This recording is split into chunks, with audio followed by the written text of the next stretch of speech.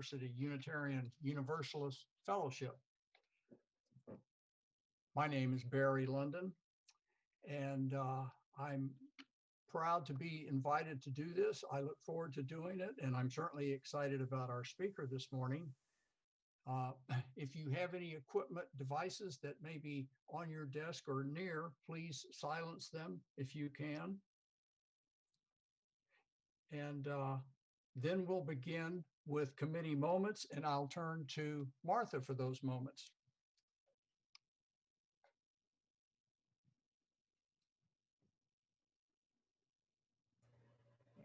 Good morning. Good morning. Please raise your physical hands. I see Judith first. And go ahead, Judith. Good morning. I am sharing a screen from the other computer, so real quick. This is a reminder that on the 25th of October, RE is sponsoring a trunk or treat. Here are the details, finally. If you're a committee lead, you probably got an email from Crystal last week asking you all to participate. So if you did, fantastic. I will also, this slide is available through the RE newsletter. If you click on the picture that looks like the Halloween trunk or treat picture up at the top. There you are. Now I'm going to stop sharing my screen. Thank you. That is always a very fun activity. So I'm going to try to be creative. I see David McElroy waving away. Hello, everybody. The men's Zoom support group will be tomorrow night at 6:30. You can come on and have some dinner if you want, as our good friend Carl Packham usually does. So, but anyway, if you can join us tomorrow night, it's on Notable News, or I will send out a link today. Thanks. Thank you, David. John Mowbray. Good morning, everybody. On behalf of Facilities and Grounds, just want to remind everybody that this coming Saturday is the third Saturday, which is a work day. So if you want to get some exercise, come out and beautify the church, please do. We look forward to it. And just make sure that you complete all the necessary COVID-19 forms that the church has on the website. If you have any questions, feel free to text or email me. All right, thank you. And again, that'll be from about 9 to about 12 on Saturday. Thank you. Anne?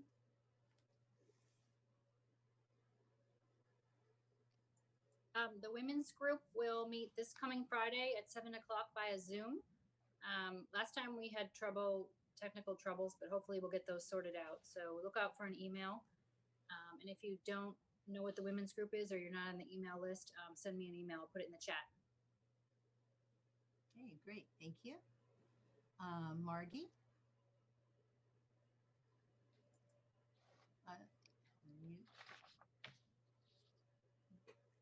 I was clicking the wrong unmute button, of course.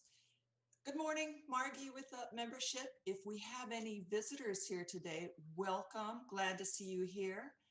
If you go onto our website, which you probably got to since you're here already, please click Connect and Contact. Let us know who you are, what your interests are. Give us an email address and we can send you our weekly newsletter with all kinds of great information on what's upcoming as far as speakers and the different interest groups we have that you're welcome to come join in also. Women's group, men's group, parent support group. There's all kinds of great groups to get involved with. So welcome and hope to see you again. Thank you. Thank you. I don't see any. I always have trouble raising my electronic hand and I don't see any. Roberta, go ahead. You're still muted. Just unmute. I couldn't tune in right away this morning. It took me about 5 minutes, but did they mention the women's group? Yes, yes. And okay, thank you. Friday. Yeah, thank you. We'll have the technical difficulties managed by then. So I don't see anyone else. I see nothing in the chat. So I will just take a minute to remind everybody that we are still looking to move forward with our Minister Reserve Fund. So when you're asked later during the service to make a donation, if you're willing and able, consider making something to the Minister Reserve Fund. We're still looking to hopefully move forward. We need to, yeah, that's it. I think that's all I'm going to say right now. And the program planning retreat, with my apologies to John, that was the best weekend for Tracy and for us. So those of you that are not going to I think you should either be at the program planning retreat or workday. So pick one. We have about 15 registered for the program planning retreat and a couple more thinking about it. So we have room for about 5 more. I'll be reaching out to some people that I would hope would come that I haven't heard from yet this week. So that's next Saturday. And those of you that have told me you're going, later this afternoon, you will get an email from me that was forwarded from Tracy so that you can register individually. She had a few questions she wanted to ask people. So I look forward to that next weekend. And I see no other hands. So I believe we are done with committee moments. Back to you, Barry.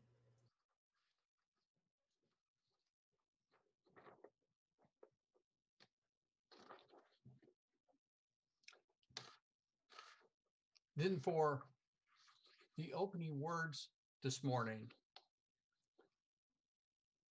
At a time in America when we are once again confronted by police brutality, leading to protests across the country, where we are witnessing people of color making demands for change, both for their safety and also to reframe their role in the history of America. Today, we have the opportunity to learn about another minority whose lives have little mattered to the white settlers who have killed many and taken their sacred lands. Today, we will learn about the first people on this continent, the Indigenous people, and how they have come to share a national holiday with Christopher Columbus.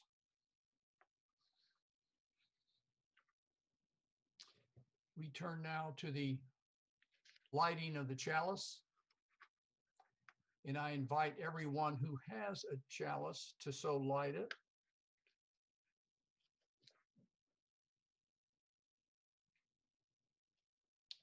And once we have the chalice lit, we will read the words that will appear on the screen.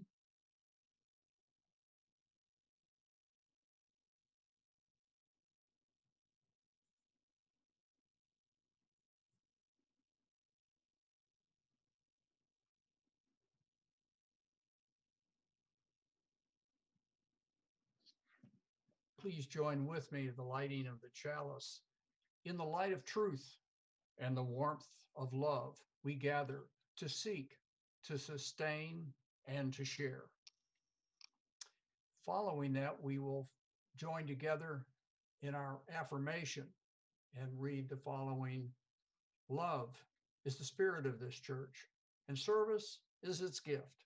This is our great covenant, to dwell together in peace, to seek truth in love, and to help one another. At this time, I would like to introduce our first piece of music this morning, which will be Peace Like a River.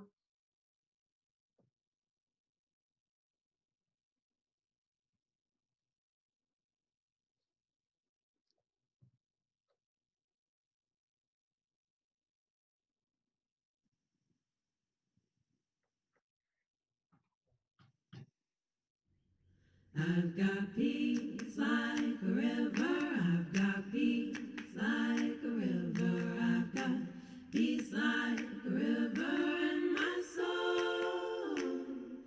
I've got peace like a river, I've got peace like a river, I've got peace like a river in my soul. I've got love like an ocean, I've got love like an ocean.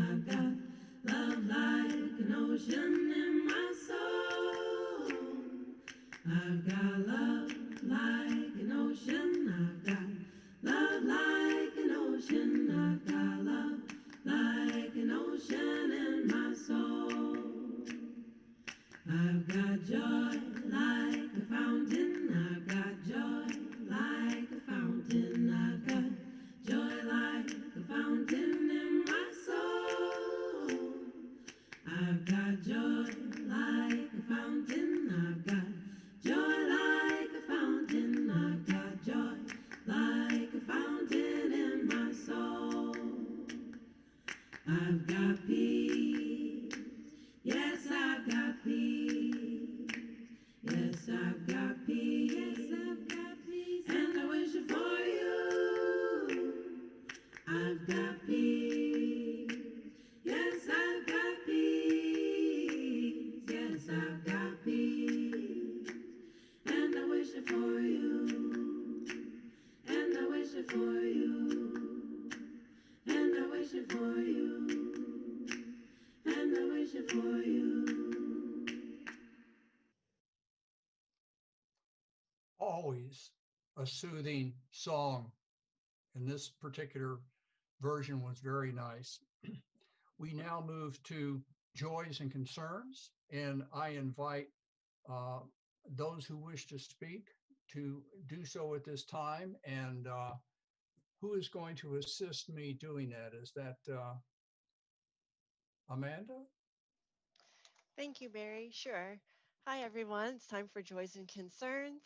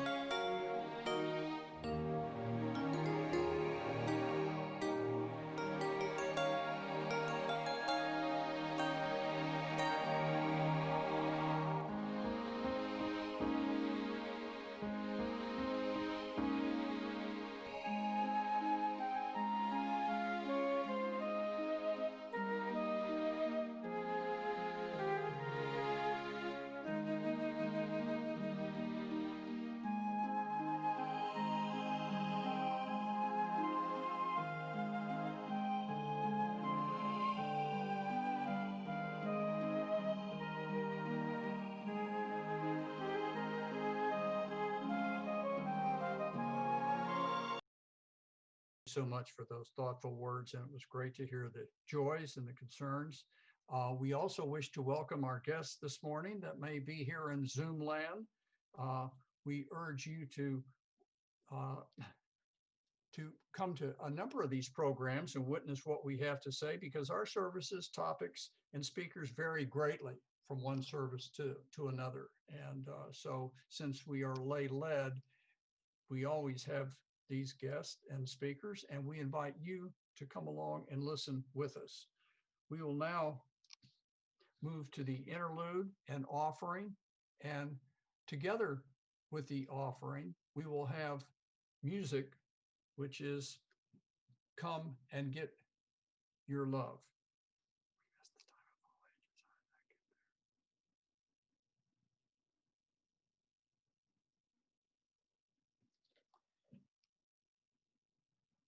For the interlude and offering, we contribute a fair amount of our money, 40%, I think, to those charities that we wish to focus on. And so we urge you to do that. You can go into the system and look on our internet and find out how to make a contribution to us. Some of us simply mail a check in and account for the various weeks in the month, and which would be the plate offering. So we may have the music.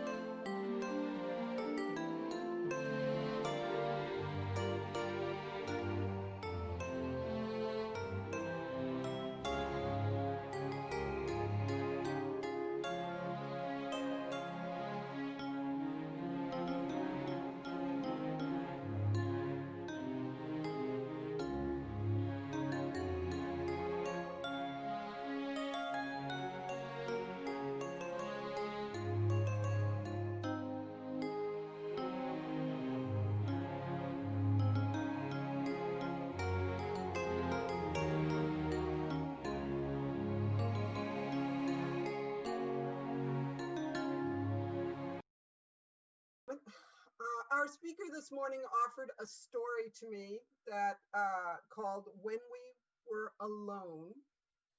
And she provided me with a couple of links. So what I'm going to do is I'm going to play the video of a description of the story, which is shorter than the story itself. And actually, because it's a description, protects us a little bit. I'm going to play it. It's about a 4.5-minute video. I'm playing it from my computer, so hopefully it won't be too choppy. The sound quality to begin with is a little echoey, so just turn up your sound and sit back for a moment.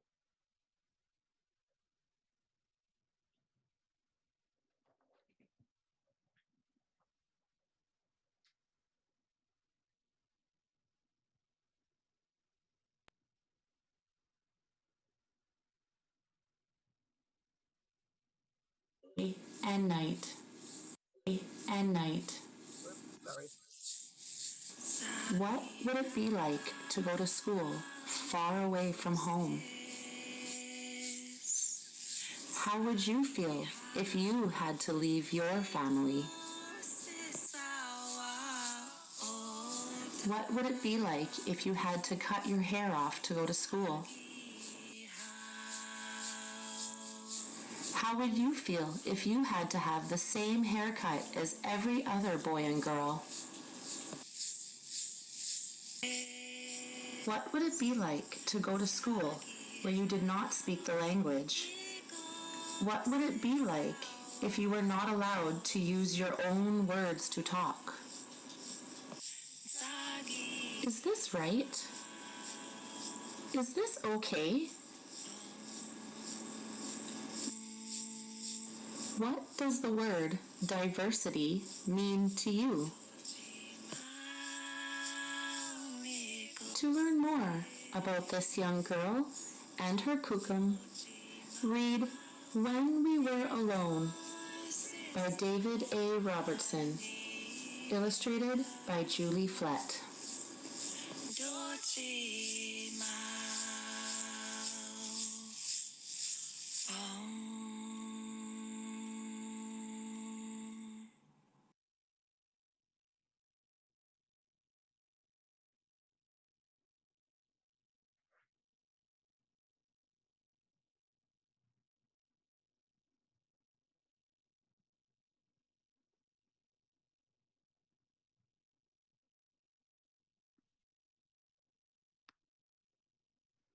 So I think, whoops.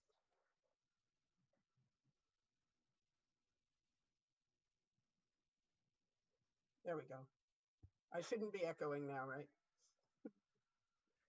So I think I only played that from about halfway through, and I apologize to my speaker, and I apologize to y'all. I will put a link to that video in this week's RE News and send it to Paul to add to the screen on the YouTube video so that we can watch it in total. But I think our speaker's message this morning will speak to what is important in the message of the time for all ages. Multitasking this morning, I apologize for my mistakes.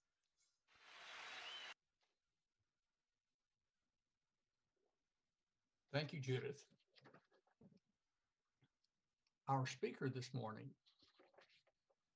and she is from a long way away, but close on Zoom, is Dr. Gabriela Spears-Rico, a scholar from Chero, Michoacan, and I look to Gabriela to help me pronounce that at some point if I mispronounced it, who currently serves as Assistant Professor of Chicano, Latino Studies, and American Indian Studies at UMNTC, University of Minnesota in Twin Cities, I think.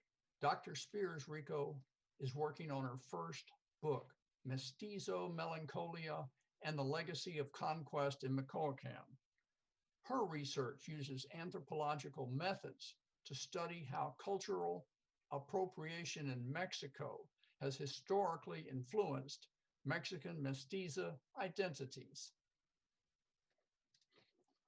She authored In Gratitude of all historically ingratitude of Yalitza gives us within the limits of Roma. And in the time of war and hashtags, rehumanizing indigeneity in the digital landscape. She has also been featured on Native America Calling and Indigeneity Rising, as well as on Latinx Talk. She is also an accomplished poet and performance artist. Her poetry has been published in Sing, Poetry from the Indigenous Americas, and in Agenda. In the Twin Cities, her artistic work has been exhibited and performed at the Ordway Theater, the Minneapolis Institute of the Arts, and the Loft Literary Center. Dr. Spears-Rico is a Mellon Mays Fellow and a Woodrow Wilson Fellow, but her greatest accomplishment is becoming an Indigenous matriarch and auntie. She mothers a fierce Ojibwe Dakota Chicanita named Miss Cozy and lives in St. Paul, Minnesota with her family. Let's all welcome Dr. Gabriela Spears-Rico. Hello, everybody. Good morning.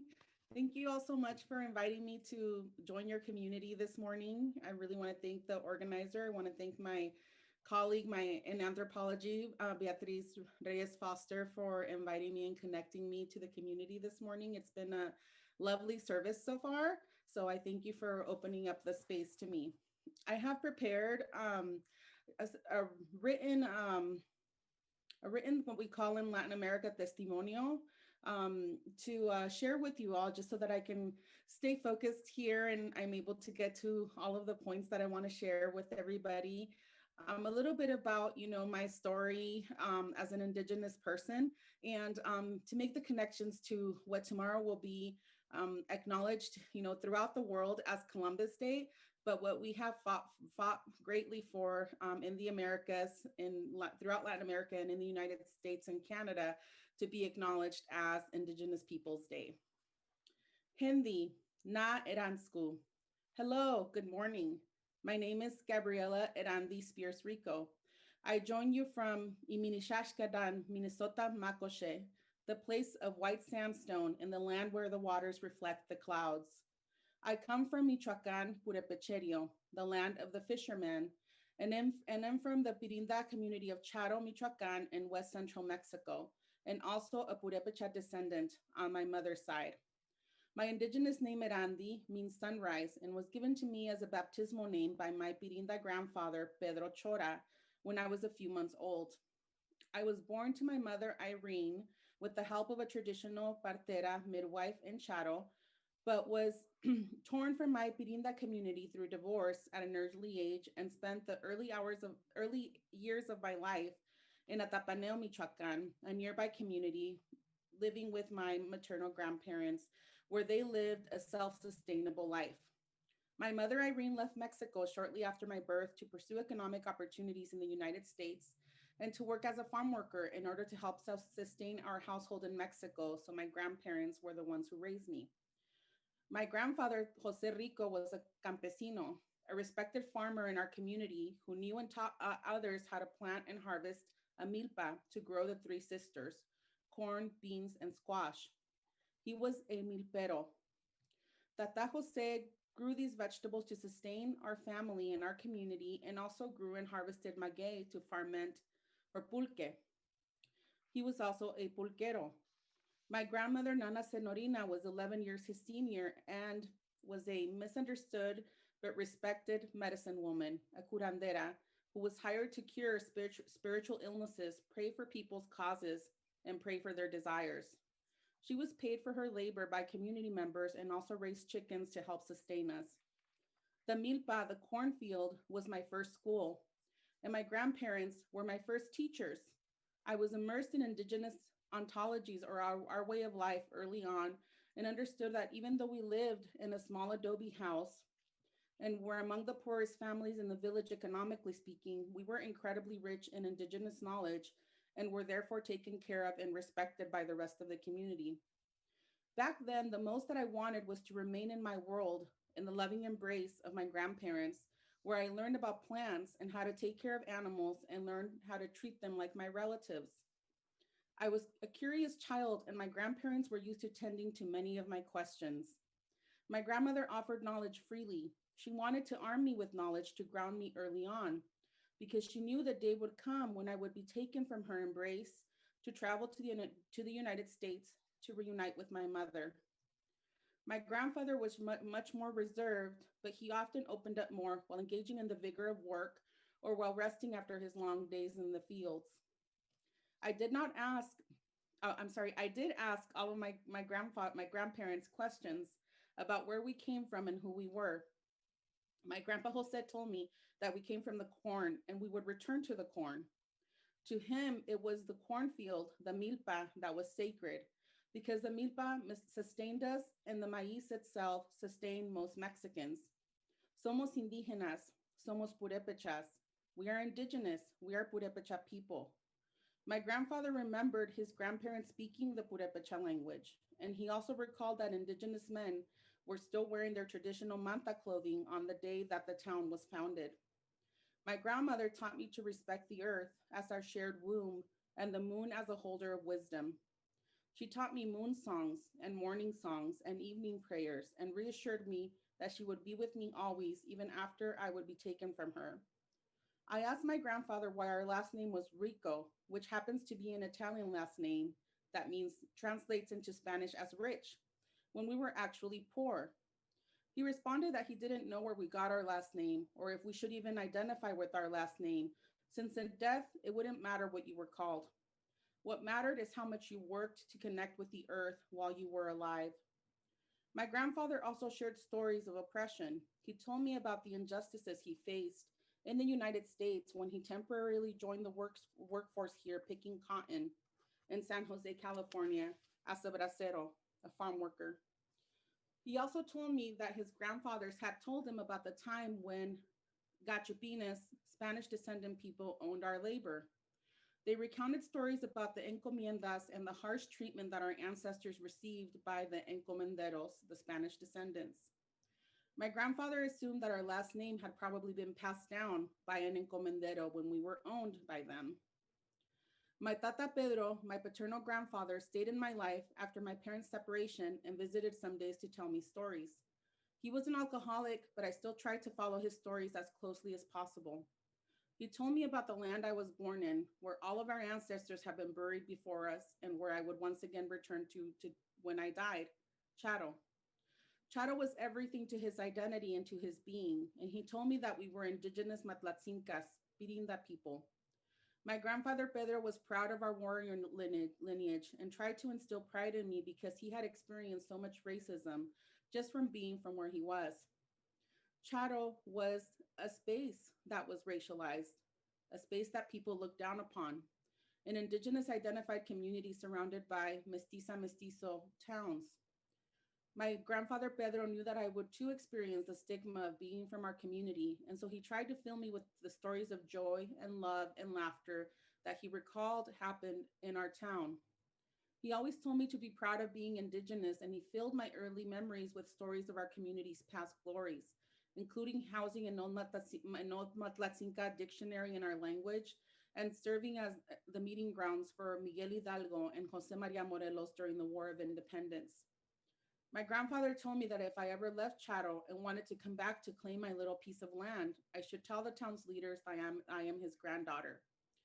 Our last name Chora is one of the oldest in Chato and is not widespread in Mexico. My grandpa thought it could be a Matlatzinca name, but it was hard to confirm what he thought because our language had already been stripped from the town by then. Purépechas are politically visible and powerful in Mexico because our people have fought all territorial infringements dating back to pre-colonial times. We are known for having been the only indigenous empire in Mexico to have fended off Aztec infringements. Our language is completely unrelated to the Aztecs, and our language continues to be strong with more than 100,000 speakers. We continue to wage war as our ancestors did. To this day, we do not back down to the government or the drug cartels that are involved in we are involved in active armed resistance to affirm our autonomy before the state government and before any criminal organization that tries to take our resources or come into our land. Birindas, on the other hand, have suffered great spiritual, cultural, and linguistic losses from my father's side. While Purépechas protected us by annexing the Charo settlement into their empire, we have pretty much lost everything except for our historical memory to colonization. My next anthropological project will involve piecing together the Pirinda language, which is now only sparsely spoken throughout Mexico. While Purépechas have done their own mapping and historicizing of our homeland, Michoacán, which has always included their kinship and diplomatic ties to my father's people, Pirindas were actually considered extinct by the Michoacán state government when our language became endangered in the 1930s. So we were declared an extinct people. Ironically, it was the Purépecha uprising of 2011 in the village of Cherán, which finally led the Michoacán state government to recognize all of Michoacán's indigenous communities, including Pirindas, in 2014. I share all this to situate myself in this conversation as an indigenous person who knows both loss and resilience, and as an indigenous mother who, with my Ojibwe Dakota partner, must piece and weave it all together for our 6-year-old daughter. My mother brought me to the United States, where I began my K-12 schooling at the age of 6 through migrant education. I remember being so confused by my abrupt change in the classroom and the complete difference in information that I was taught by American teachers. Though Mexico was hardly mentioned, I relearned what it meant to be indigenous when we learned that in 1492, Columbus sailed the ocean blue. Though there was no mention of my 2 warrior nations, I learned that we were conquered subjects who had rightfully lost everything for the betterment of the new governments established by the likes of Mexico, Canada, and the United States. Growing up in California, I learned that all of the unthinkable atrocities that happened to California Indians, including their enslavement, which went on well into the 20th century, was okay. I grew up angry and confused at learning these truths that conflicted with my grandparents' teachings, but I also became determined and hungry for justice as I crafted a path for myself to become an educator through ethnic studies. Today, Indigenous people still endure the historical trauma that I have detailed here as it has applied to me and my family. The legacy of colonialism sparked by that fateful October day in 1492 still impacts us every day. In Indigenous communities, we have our own version of the talk that we have with our children. It's the same talk that my grandfather Pedro gave me about why some people would hate me and humiliate me just for being from where I'm from. The talk we have with our children unfortunately begins with explaining who Columbus was. My husband and I did our best to immerse our daughter, Miss Gozi, in her Ojibwe and Purépecha cultures early on, to give her precious knowledge and grounding in her Medewan ceremonial ways, the Ojibwe religion, so she could understand her roles and responsibilities as an Ojibwe woman. We were also building her indigeneity up as much as possible during her toddler years to prepare her for the day when we would have this talk on why our people don't speak our languages. We have been introducing her on why don't we live the way we used to, as she's heard in the storytelling or as she has seen in films or books. The talk we have with our children involves telling them how we lost things bit by bit. And we have to explain these moments of loss, even as she learns to say, I am Ojibwe. And even as she learns to sing a song about her Ojibwe name. The talk takes years of detail linguistic loss, depletion of cultural and spiritual knowledge that must be pieced together with the help of pan-Indianism, the forced removal of her Dakota grandmothers from this very land she calls home today, Minnesota Makoshe. The fact that grandmothers from her Ojibwe and Dakota families were placed into boarding schools and taught to accept abuse, and also learn how to give abuse to others. We have to explain that the boarding school experience is why Grandma Melanie doesn't speak Dakota and why other family members now abuse alcohol to survive the intergenerational abuse that came home when relatives returned from the boarding schools. Never again were they the same. Finally, because we have a daughter, when she is an adolescent going through puberty, we will also have to revisit this talk to explain the dire circumstances and stark statistics that Indigenous women face when it comes to being exposed to sexual assault and rape. We will have to tell her that Indigenous women experience rape and assault at higher rates than any other ethnic group of women in the United States and are 50% more likely to get raped. And in the midst of all this, we will have to explain why we still deal with visceral violent images that are explicitly racist against American Indians, such as dehumanizing sports mascots that recall bounty hunting and scalping Native people. And yes, Columbus Day, Don Juan de Oñate, Columbus's statues, and Junipero Serra monuments. Monuments ask us to bear witness to history, to interact with history from our own subject positions. How we respond and interact with monuments intellectually, viscerally, or spiritually depends on our subjective relationship to the people that are being memorialized. Those of us who don't see our own histories or our own version of the story reflected in the monuments also carry memory within our bodies. We respond to the institutionalized physical manifestations of history from our own subjective experience with the event that is being memorialized in these monuments. For racial minorities and Indigenous populations, this often means coming from a counter narrative as we interact with these memorials and spaces, often from a space of trauma or pain caused by the events being remembered. The removal of these monuments provide opportunities to intervene in the national narrative by revealing what was always there for communities with counter narratives. What was always there was the pain and trauma experienced by our ancestors who endured injustices at the hands of the men being memorialized. This pain is brought into the open with the act of removal, and the conversation shifts from one of upholding these men as heroes to one of questioning their roles in history and bringing to light these counter narratives. This is what my grandmother would have called, if she were still alive, an act of curanderismo. We take down the monuments as an act to heal.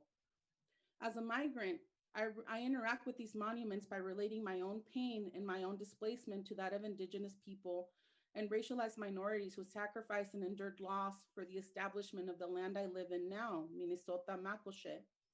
My own losses and my own historical trauma interweaves with that of Black Americans and American Indians as I view monuments to the Confederacy, monuments to Spanish conquistadores and other colonizers.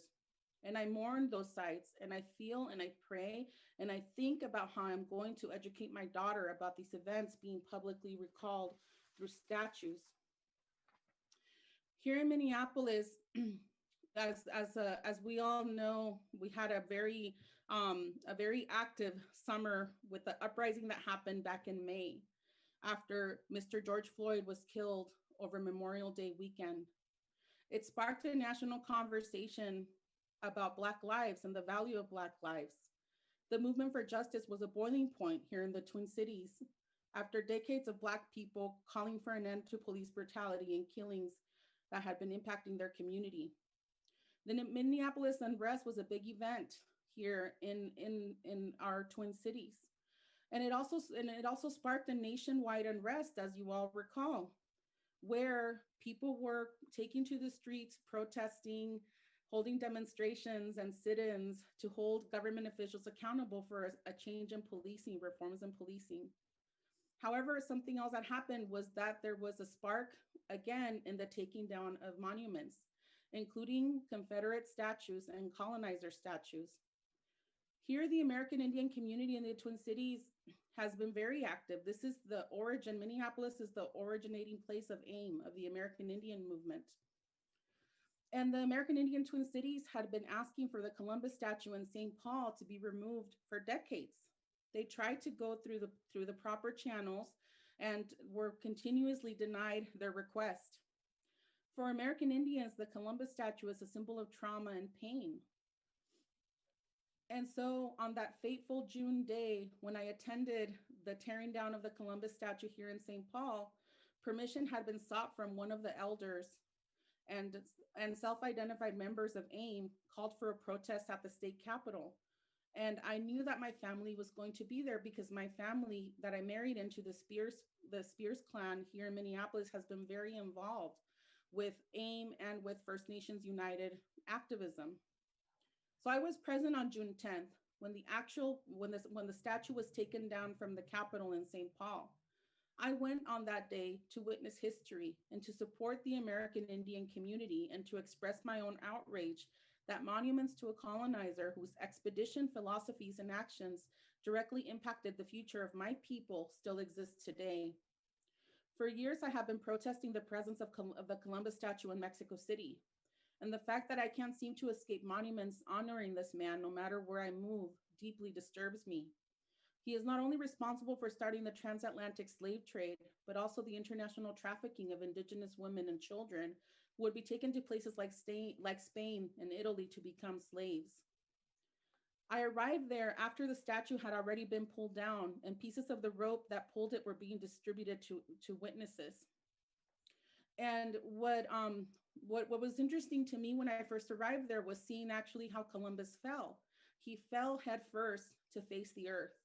And for me, that was very powerful as I recalled my grandmother's teachings about our relationship to the earth and the many transgressions that Columbus took by enslaving his fellow humans and trafficking them, and how finally he was in a physical position that I could respect because his face was literally down on the cement and he physically was facing the earth. I was there to support, participate in the protest against the statue with my community, and also to bear witness.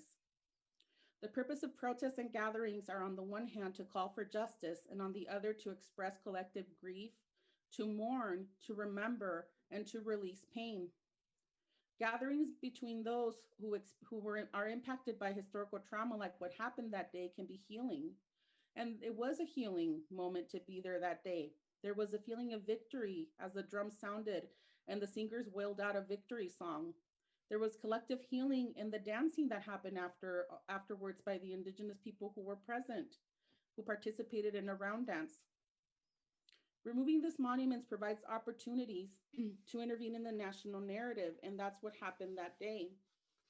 And it was a very healing moment for me to be able to be there and stand in solidarity with my American Indian brothers and sisters. People from my academic department were also there, other American Indian faculty and staff, and to witness this moment and support, this movement to call for justice, and to know that it was actually also blessed and called for by one of our Ojibwe elders.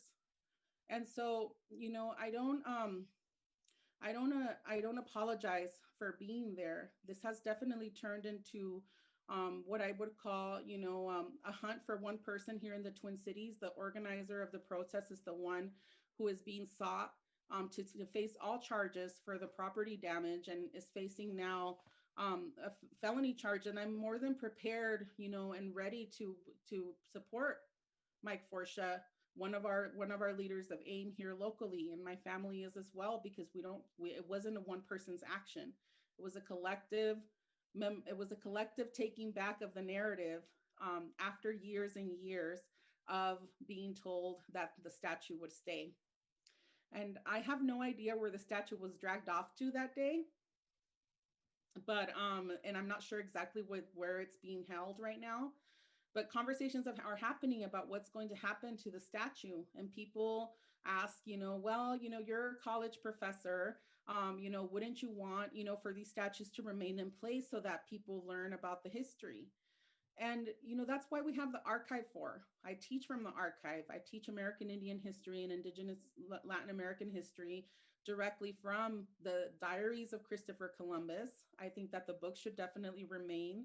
And the diary of conquistadores that tell us, first person accounts of what happened during the Spanish conquest, as well as the indigenous narratives. And so we have the historical record. I'm not sure that we actually need the monuments that cause so much pain to Black people, to indigenous people.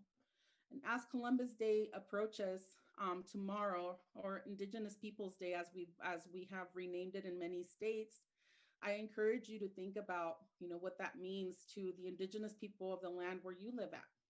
For me, it's been important to support Dakota and Ojibwe voices and movements, for example, for even renaming. There was a movement here recently to rename our lakes, and it gained traction. And because of the support of people both from settler backgrounds and people from migrant backgrounds like myself and Black people and these multi, cultural coalitions that form. That did happen. And now we, instead of it being Lake Calhoun, Calhoun was a supporter of slavery. Now it's called Bede Makaska, which was the original name of that lake to begin with. So, and it's not even a renaming, it's giving it its original, it's placing again its original name. And so that's about, what I wanted to share with you all today. I also wanted to talk a little bit about the song and why I chose it. Because for me, as I mentioned, participating in the protest, being there and hearing the victory song, and it brought tears to my eyes. We're in the middle of a pandemic, so I didn't take my daughter with me. We're limiting exposure because my partner is immunocompromised. And so I was there by myself with my brothers-in-law, who can take a bit more risk because their health is a little in better shape than my partner's. And it brought tears to my eyes. And I was given a piece of the rope that brought down the statue, as an honoring of, being there and witnessing this history take place. And this song, Come and Get Your Love, by Redbone, which was an American Indian band, from the 1970s.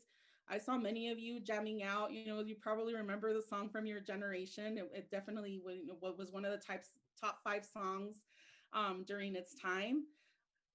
Was very popular, and it is an anthem for American Indians because there was very little visibility. There's been very little visibility of American Indian artists in pop culture, just throughout the history of the United States. And for this song to become one of the top 5 by these band members who identified as American Indian and Mexican, and actually would wear traditional clothing while they were performing the song, is a big deal. So the song still matters very much today to American Indian people. And I was reading about the history of the song yesterday.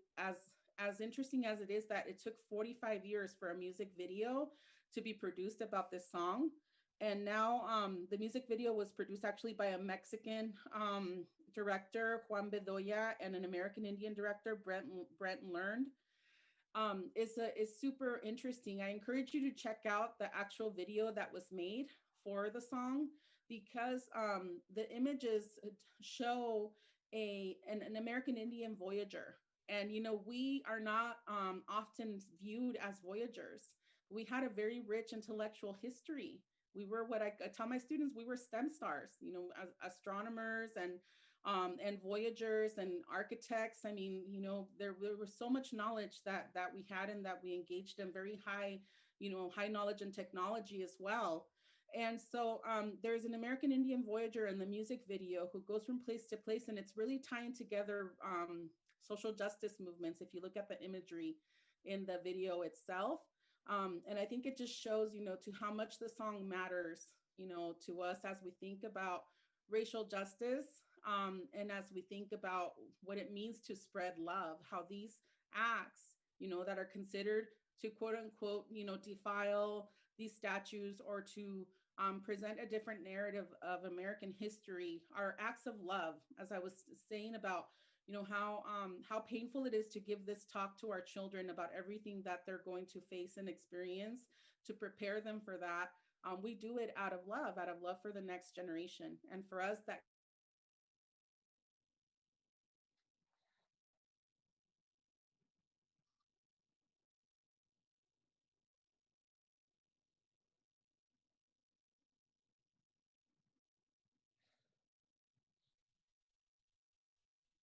Gabriela, if you can hear us, you froze. I'm going to share while we wait to see if her picture comes back. She shared some slides with us, which I wasn't sure when to use. Martha, could you text her? So real quick, I will share her slides because I hate to see them lost.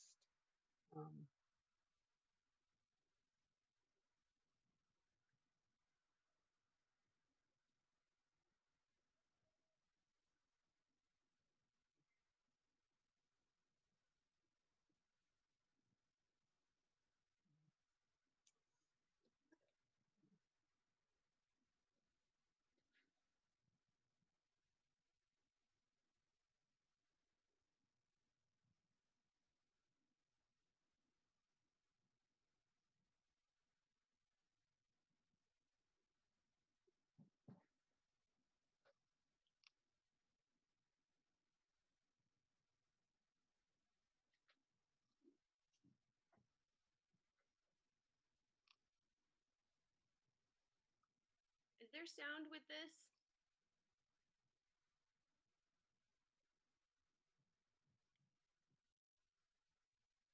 What was your question, Paul?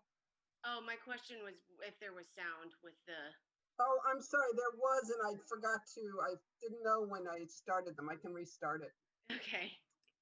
Thank you. I didn't know there was when I shared the screen. So share for.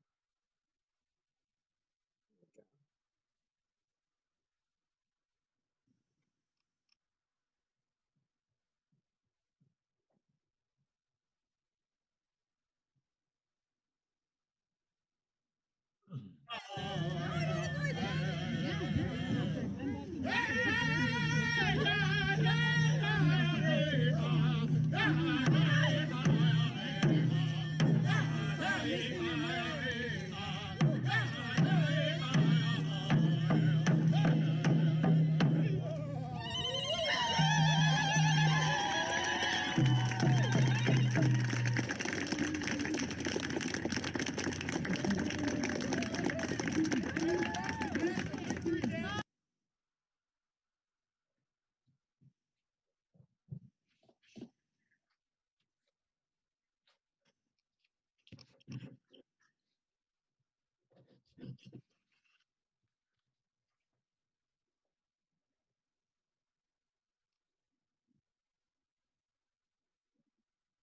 Facing the earth.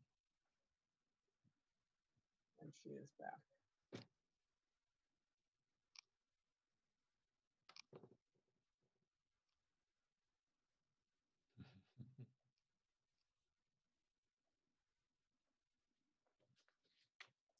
Hi, everybody.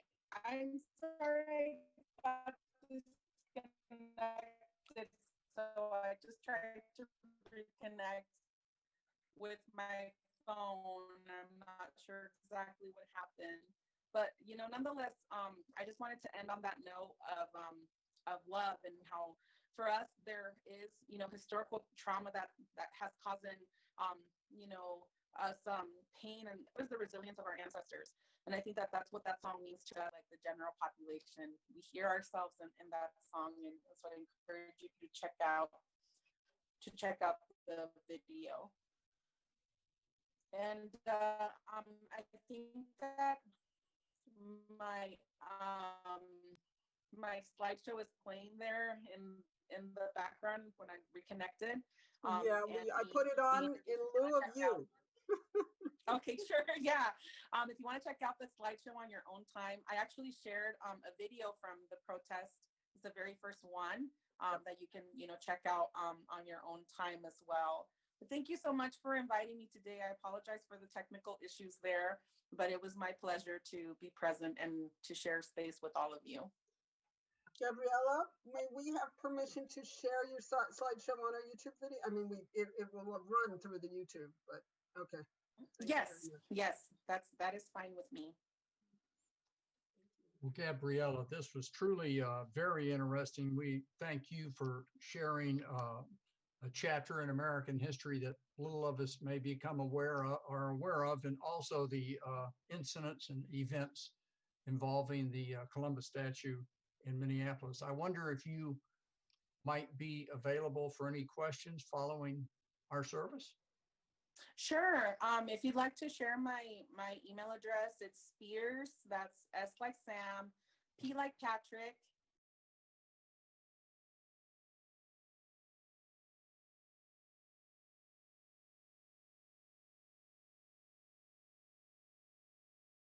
service via Zoom? Sure. Yes. Okay. I'm glad I was able to reconnect. Well, we'll take our chances.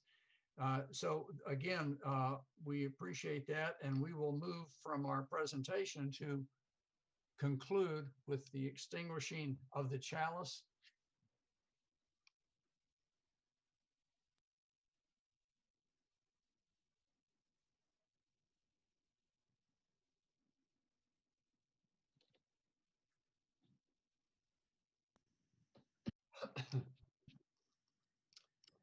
Please join with me for this.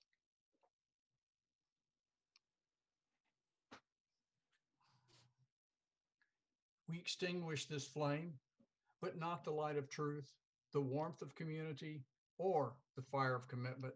These we carry in our hearts until we are together again.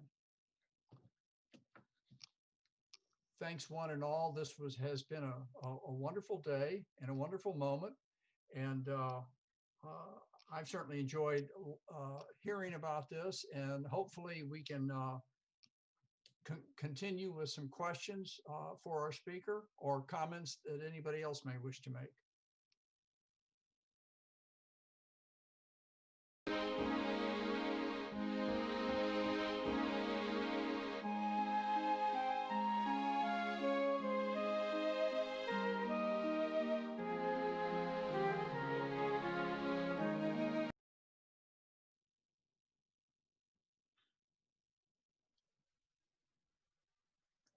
Dr. Spears, please unmute.